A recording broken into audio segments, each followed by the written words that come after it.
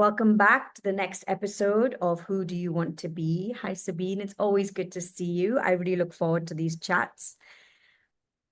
Today, we're going to bring back a conversation that we had in episode 11 about how can we prepare our kids for an AI-first world.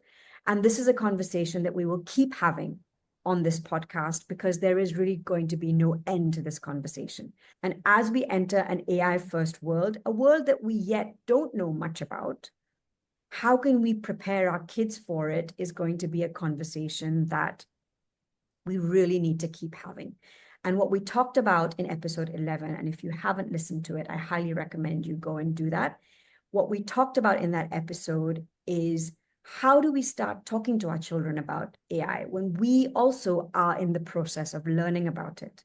And we talked about the distinction between using tools like ChatGPT, Grok, Gemini, Copilot, which are large language models that we're using every day for productivity. We talked about the difference between using them and actually being AI literate.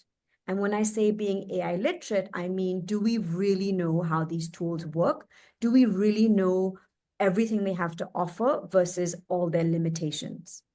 And understanding why they're limitations and how that impacts us, whether it's our brain or whether it's when our child uses them. So the conversation we want to have today is really the next step to that, which is once we know how to talk to our kids about it, and what we said in episode 11 is that we really have to be open and having these conversations and be okay saying that we don't have all the answers while we're educating ourselves. Today, we're going to talk about how do we prepare our kids for a world that we really know nothing about yet. And that's really the talking point of this episode today. And it's such an important one. Thank you, Abba. This was a great reflection on the conversation we had. And I kept on thinking about this as well, because I know that, I can't prevent my children from using AI, nor do I want to prevent them to start with. But the question is really, how do I want them to approach AI? So first of all, what I want them to understand is that, technology and AI in itself are not a threat. So I don't want them to see it as something that, could potentially, let's say, outsmart them, for example, or it could be something they don't understand. It's too complex for them, so they don't even want to use it because they're afraid of doing something wrong with it, for example. What I would like my kids to do with AI is simply really to start with something that you said, I think it was even our very first episode, which was just go with it. Try it out, see what it does for you, see what you think about it, and just be very open-minded and curious about it. I mean, ultimately, it is something that can't physically harm us anyways, right? There is no actual threat in this. The only threat really for us is to think it is something that's very complex.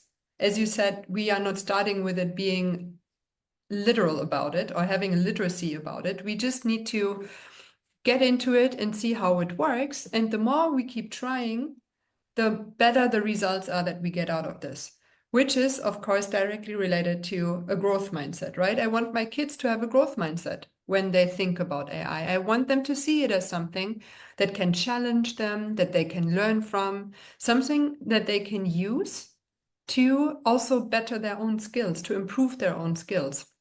So that for me is one major mindset that I would like my kids to take on, which is this growth mindset. Yeah. Absolutely. And that's the only way to approach it. Very open, curiosity, growth mindset. 100% agree with you. But on the flip side, there's research that shows that kids are now starting to talk to these tools like they're their friends. There's research that shows that adults are more comfortable talking to tools like ChatGPT as a therapist or for relationship advice or for any kind of advice that they require on a personal level because they feel very open to talk to these tools. Now, as an adult, at least you have the common sense to know that this is not a person and this is just a machine. And you're just maybe bouncing some ideas off of it, whether it's relationship advice or therapy, which I don't recommend you use ChatGPT for. But when a child starts doing that, like you mentioned in episode 11, that your daughter communicates with Alexa, Alexa tells it a joke, and that's wonderful in its own way, right? But at the same time, as a parent, we should probably educate our children that it told you a funny joke, and I'm very happy that made you laugh, but it's not your friend, and it's not a person, and it's not someone you speak to when you have a problem. I did a talk recently on how to prepare our kids for an AI first world. It wasn't a talk, it was a conversation that I hosted, and there were about 60 parents that signed up for it. And one of the parents said on the call that her child is 10 years old and she uses this app in school for study. It's got an AI backend.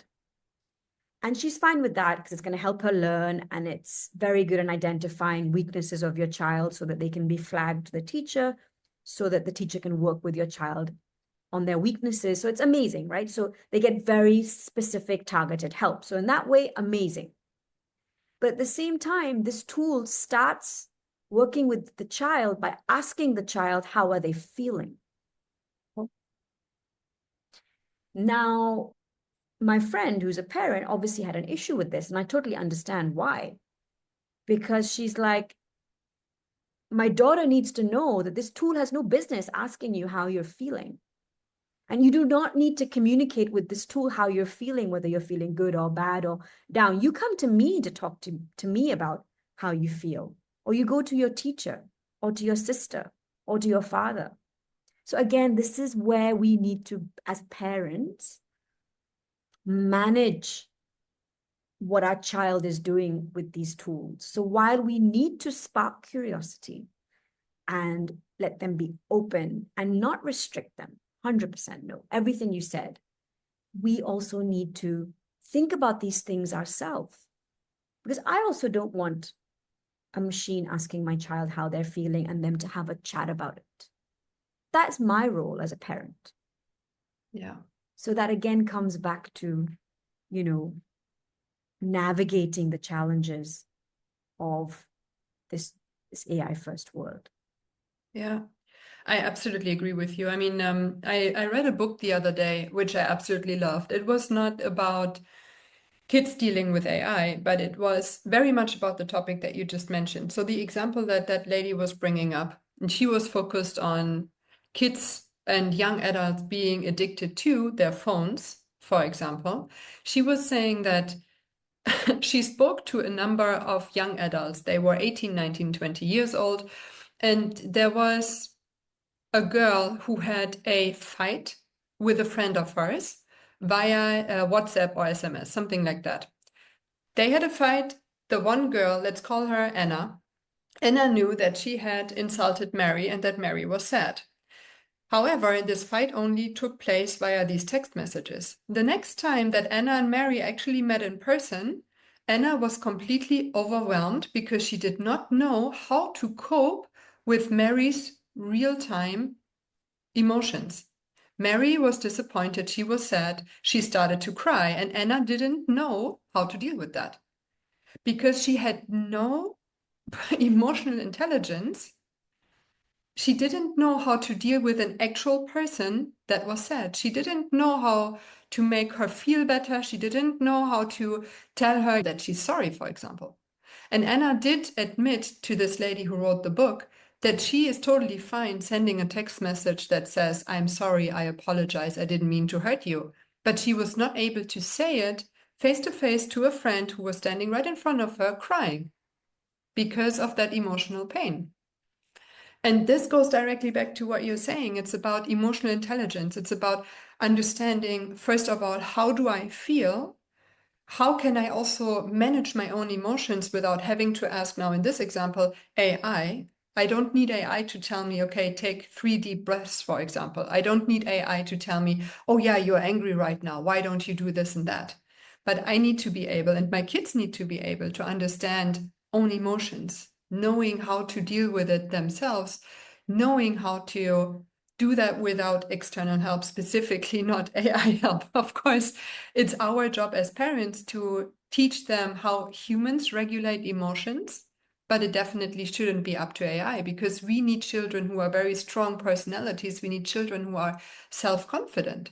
And self-confidence is directly related to the ability to understand one's own emotions. And I feel the only way we can continue to have our kids build this emotional intelligence is by limiting their time on screens. And, the conversation between AI and screens, although separate, is interlinked in many ways. And a real solution to that is, while we are asking them to embrace this technology, we need to make sure that they have enough time in the field, in the playground, interacting with other humans, because you cannot teach emotional intelligence if they're not experiencing it in real life, right? There's only that much we can tell our kids.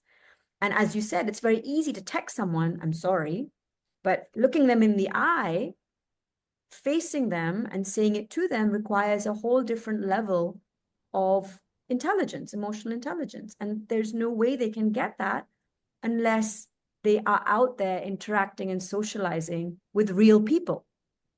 Yeah. So while we are open to this technology, and I am the same as you, very open, and I don't want to restrict it, I'm also very conscious that I want my children to keep having in real life interactions more than the amount of time they spend on devices, be it phones, iPads, dealing with AI, whatever that is.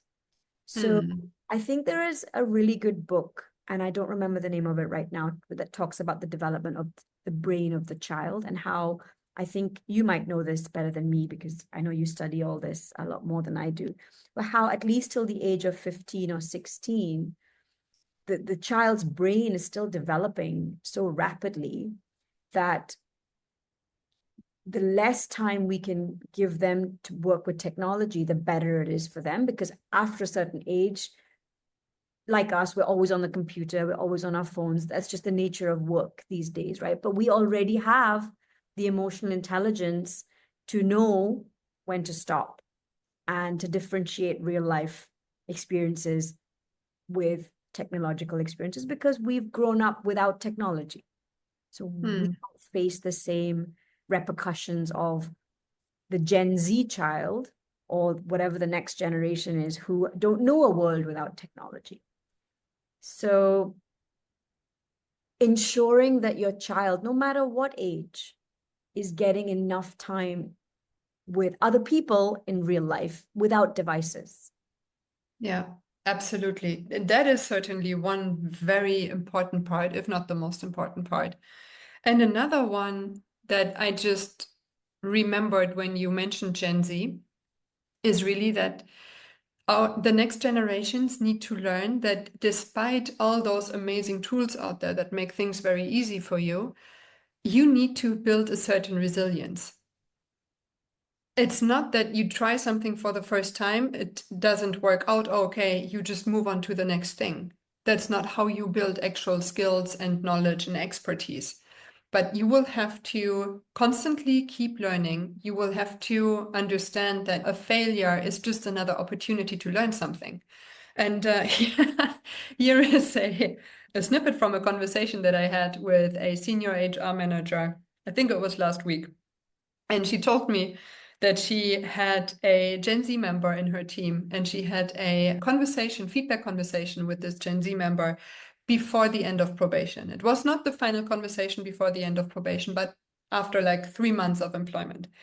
And she was very careful with this Gen Z member because she is aware of the characteristics and she knows that feedback is usually not handled very well. But nonetheless, she had to tell this person that there are certain things that don't go well enough just yet and that there are areas of improvement. In her understanding, that conversation went well, and she thought, okay, I delivered that feedback, it was received all right.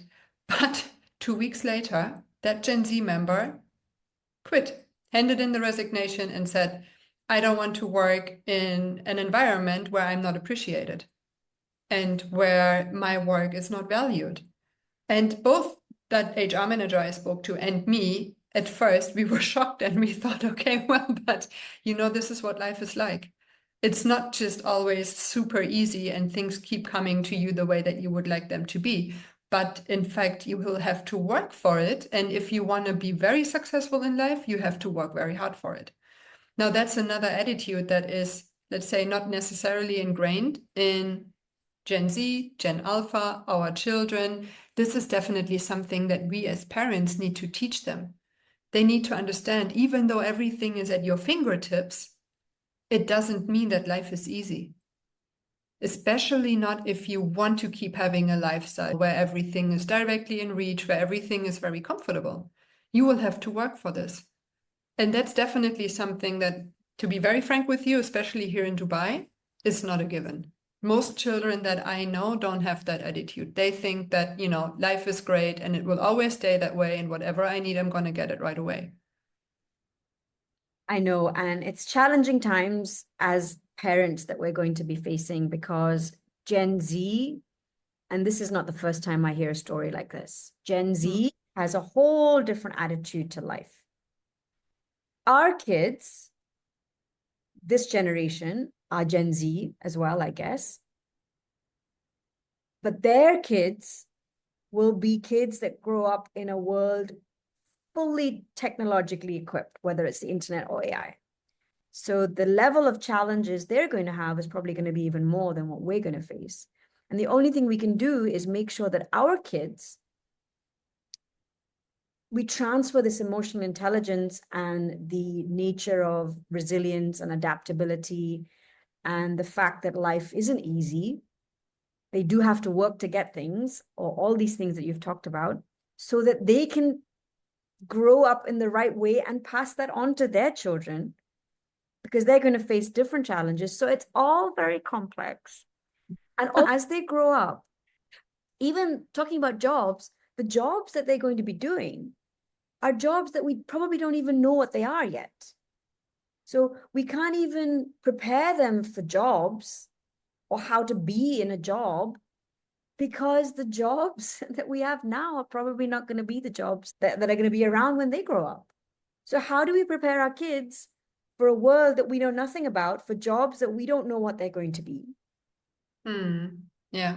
It's like very complex, and there's no one answer and there's no right answer.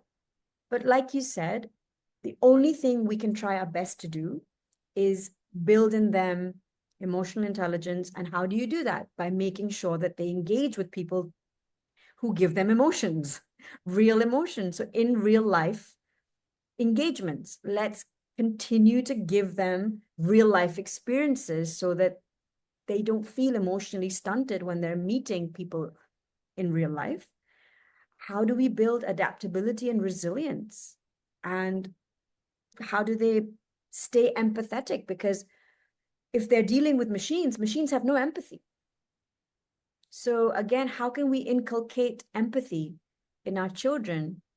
So all these soft skills are, I think, the only thing we can help equip our children with.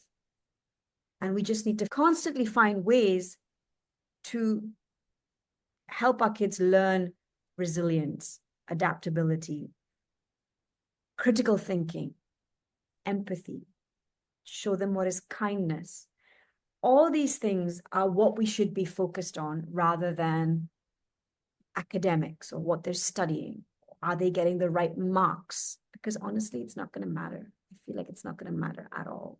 So if you're choosing to spend time with your children, rather than maybe do their homework with them, which I understand is important also, maybe spend some extra time with them on something that can build their soft skills. And I don't know what that is, but I think we need to really keep that in mind when we're spending time with our children. What can we do with them that builds these problem-solving skills, critical thinking skills, empathy, adaptability, resilience, the ability to think? Because if we can have machines helping us to think, what about our own minds? What's going to happen to our own minds? So it's actually, I'm all for AI. I teach it. I love it. It's changed my life. But I do want to make sure it changes my kids' life, but for the better. So having said that, I think the main takeaway I'm hearing myself say is that ensure that my kids who are 5 and 7, they're smaller. You have kids different ages. Obviously, it's different. I know, Sabine, you have a daughter a little bit older than mine. But for me, the immediate takeaway as we're talking here is that encourage in-person interaction for my kids as much as I can, whether that's play dates, sporting activities, anywhere where they are constantly with other human beings without devices. So thank you for listening today. This is a very heavy and complex topic, and we don't claim to have all the answers. I don't think anybody has all the answers. At this stage, it's really all about awareness and bringing the conversation to you so that you can think about it, because it's something as parents we all need to think about in this world as it turns into an AI first world for our children. So thank you for listening, and we'll see you again next week.